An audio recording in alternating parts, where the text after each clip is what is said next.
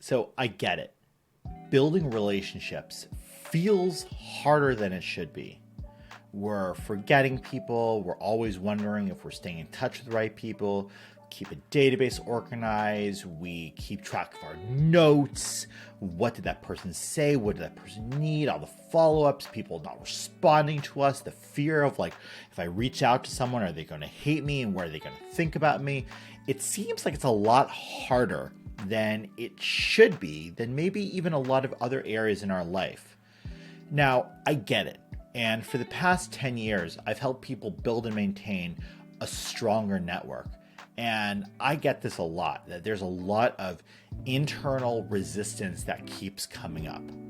And in this video, I hope to give you a little bit of hope and frankly, help you not feel so bad, because it's not you, it's how you're wired. Now, let's face it. We know how fast evolution moves.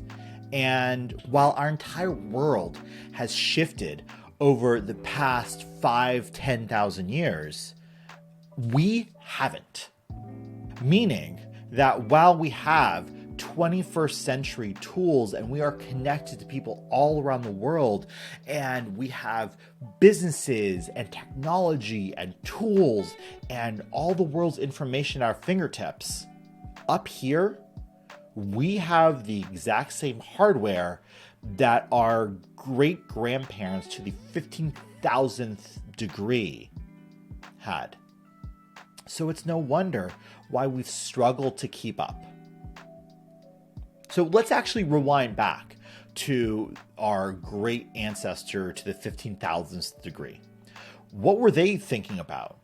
Did they wake up every day and while they were foraging for food to survive the next day, or in a pack of the 4 or 5 other people that they normally hunted with, they were going after a woolly mammoth?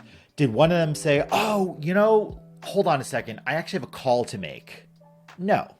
Were they thinking about, I want to make sure I have enough food to eat next month? No. They were focused on surviving the next 24 hours.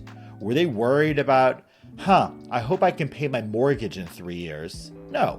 They were focusing on having a roof over their heads that night. Otherwise, they would die. So it's no surprise that while we have to think about the long-term impact, the long-term effects of everything that we do, and are we setting ourselves and our family and our kids and our grandkids up for success? Well, deep down, we have this Paleolithic hardware that's really much more focused on doing what we need to do for maybe the next couple days. Another thing to be thinking about is when it comes to reaching out to people. Now, remember, we are a very social culture, but a very tribal culture too. Meaning that when, again, think back to our great-grandfather to the 15,000th degree, were they thinking about, engaging with someone who was on the other side of the world and negotiating a contract, or getting someone in the next village over to buy their software? Again, no. We felt that anyone outside of our tribe was a potential threat. And in fact, we are innately wired to, when we feel that we are disconnected from the people immediately around us, we have this hypervigilance that goes up. That's one of the issues we face these days.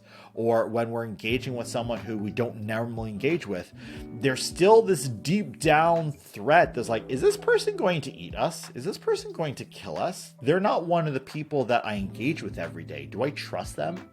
So again, it's worth bringing attention and know that we are just not wired for a lot of this. So therefore, the more we are able to lean into this, frankly, the more comfort we have, because we realize it's not us, it's just how we wired. And then we can establish those exoskeletons, that support structure that really help us go past our innate wiring and help us live and act how we best could these days, which means blocking off time in our calendar to make sure that we're engaged with people that are not right in front of us. and make sure that we overcome that fear of reaching out. And remember, hey, this is just us facing this internal resistance. But I realize, like, what's the worst thing that's going to happen if I reach out to that person? Are they going to eat me? No.